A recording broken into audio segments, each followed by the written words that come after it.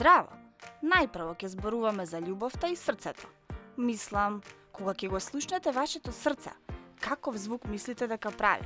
Може би како да тропа на тапани или како мал робот кој трчка наоколу. Ха-ха!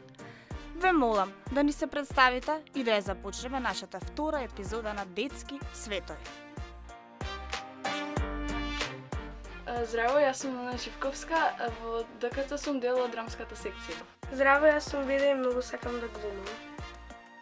Здраво, јас сум Мали Куртовик и имам хоби да свирам гитара, а покрај тоа имам и други занимации што ги кажам подоцна. Што значи љубов за тебе и дали љубовта е само за возрастни или и децата можат да сакаат? Нема баш возраст што може да се каже дека децата се мали или се големи за да сакаат, бидејќи уште од мали првата љубов што ви осети децата е за родителите, бидејќи тие се секогаш таму за нив, ама кога ќе пораснат почнуваат да изразуваат љубов и за други личности кои што ќе ги запознаат во текот на животот. Љубовта е широк поим како збор љубов. Сите мислат дека кога ќе кажеме љубов дека е тоа измеѓу две особи, например машко и женско, но тоа има поголеми хоризонти што не е само едното. Например, можеме да имаме љубов, како што кажа, кон родителите, кон некоја особа, кон животните, кон природа, кон било што, а поточно исто да се каже дека љубовта излегува од срцето, бидејќи срцето има емоции и имам прочинено дека исто така и срцето има свој нервен систем кој што осеќа некој работи. Па љубовта е сакање кон некоја личност, како што Нона кажа, прво родителите ми се како прва љубов, потоа другарчињата и другарите од школото и потоа други личности на животот. Дали нашето срце чука забрзано кога сме заљубени? Па да, кога сме околу симпатијата, да речеме, се чувствува некоја возбуда што ни го забрзува чукот на срцето. Кај да знам? Па, мислам дека срцето чука забрзано кога сме помали, кога имаме прва симпатија, доаѓаме да се обратиме и осеќаме тука како да пукаат топови цело време 200 на сат работи, но како растеме, созреваме и сме посвесни, тоа сме самоуверени во себе и сме сигурни во тоа што го правиме и се помалку и помалку би требало да ни чука срцето. Ако твоето срце беше супер херој, каква моќ би имало? Најпрвин би ја прекинало мразата во целиот свет од едни и од други, бидејќи тоа е непотребно и тоа.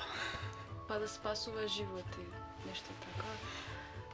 Или некој ангелче што ќе прави да се заљубуваат луѓето, дека срце спак. Па да нема омраза, да не се фрла ѓубре. Срцето е најдобриот херој, секогаш активен и никогаш не се заморува. Тоа чука, чука и чука, како да игра на најбрзиот ритам во музиката. Сега да видиме што се случува кога дишаме, но замислете, ако вашиот нос почне да зборува, што би рекол? Може би, хеј, ова е моето царство, јас сум најважниот дел од вашето тело. Што мислите, како изгледа воздухот? Дали е невидлив или може би има некои тајни, Воздухот е сесеа загаден, а не знам какви тајни би криел, затоа што е воздух. Мислам, сите го дишаме, тој е потребен за планетата, ако го нема живот. Па воздух е, мислам. Воздухот не го гледаме, невидлив, очигледно. И да, невидлив, ама лесно се загадува. Тоа е фактички кажано, ама ако влеземе подлабоко внатре, ако го анализираме, некој што и осеќа повеќе може да осети некоја енергија од многу подалеку, а да не се гледа во лице. Што сакам да кажам, некој осеќа чувства и емоции преку воздухот, иако таа личност е многу подалеку од него. Што се случува ако го задржиме воздухот во нас? Ќе се молиме да ни прекине тремата за да можеме да продолжиме да дишаме. Ќе станеме плави. Тоа е тоа. Има шанса да се онесвестиме. Знаете ли дека воздухот е навистина невидлив? Но што ако имаше мал магичен воздушен пријател кој ти помага да дишеш? Тоа би било најсладок и најзабавен дишен помошник. Кога јадеме, храната оди во нашето стомаче, но замислете ако стомакот почне да се однесува како училишен директор и почне да дава задачи за да ја претвори храната во енергија.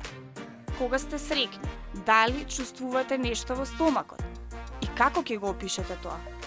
Да, па многу сум среќна кога симпатијата ќе помине, чувствувам пеперитки во стомакот, но потоа нозата почнува да ми трнат и се чувствувам како образите многу да ми се руменат и страх ми е да не е тоа го примети симпатијата. Тоа, извини што те прекинувам, можам да кажам, ми се има случајно еднаш, по помал, доста пати, ама тоа ми дало мотивација да не ми се случи друг пат да тоа што кажа, да имам пеперотки во стомачињата или нешто во нозете да ме болат, зашто тоа ми било на некој начин како мотивација да тоа не го дозволам и да отидам да и придам и да се запознам и како и да се понатаму. Тоа е моето мислење. Па за симпатии, искрено мислам дека уште од рани години, например, децата некој не сваќаат што е тоа. Например, брат ми што е мал, мисли дека да си има симпатија да има он девојка што ќе ја сака многу, ама јас пробам да му објаснам, ова не ќе да каже. Не ќе да ме слуша. И чудно ми е, само ќе му отидам у школа да го земам и само не само збори со неа и ќе биде како ова е мојата девојка. И јас само почнувам да се смеам. Ја немам брат, ама мислам дека не е да кажеш девојка, да се фалиш имам девојка, него тоа е нешто измеѓу две особи што е нивна приватна работа која што они осеќаат измеѓу нив двајца, не мора да знаа да со тоа да се фалиме и него. Па да, треба да докажеш дека вистински имаш чувства кон некога, не да се фалиш со тоа. Треба навистина да чувствуваш нешто кон некој. И да не ти е целта дека имаш девојка и си постигнал нешто, него тоа стварно да го осеќаш, дали е на рани или на стари години. Што ќе ви каже вашето стомаче од кога ќе изедете едно големо парче торта?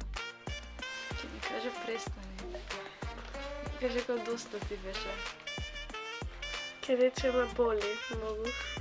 Ќе се моли да не изедам повеќе него што треба да не се мачи. Дали стомачето има омилен оброк? Сега со ова прашање ми ја погодивте областа малце. Можам да кажам, многу сум голем љубител на месо. Што се во смисла многу сакам месо, многу сакам лазање што купувал. Сум го гледал Гарфилд и од таму ми на некој начин љубовта за паста, но главном да, многу сакам да јадам месо. И голем гурман сум. Јас многу сакам солени работи, дефинитивно помеѓу солено и благосолено би одбрала. Многу сакам макарони со сирење, мек енд чиз и така нешто.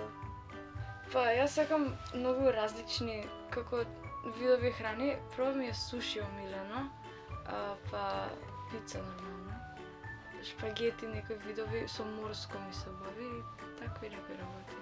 Нашето стомаче е како недобриот водич за авантура. Тоа ги води сите хранливи материјали на пат низ телото и секогаш им кажува смешни приказни кога треба да се обработат. Како би му заблагодариле на вашето тело за сите фантастични работи што ги прави секој ден? Па јас се грижам за моето тело, да не го повредувам или да не го боли. Па би му рекла фала ти многу што преживеа, бидејќи си имам повредена многу пати да паднам од ролерки.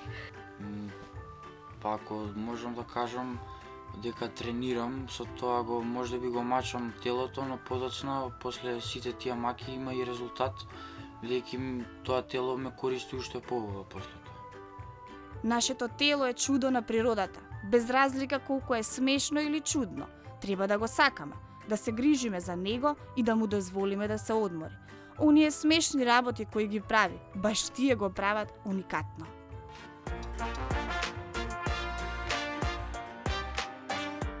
Стисни лајк и биди од нас.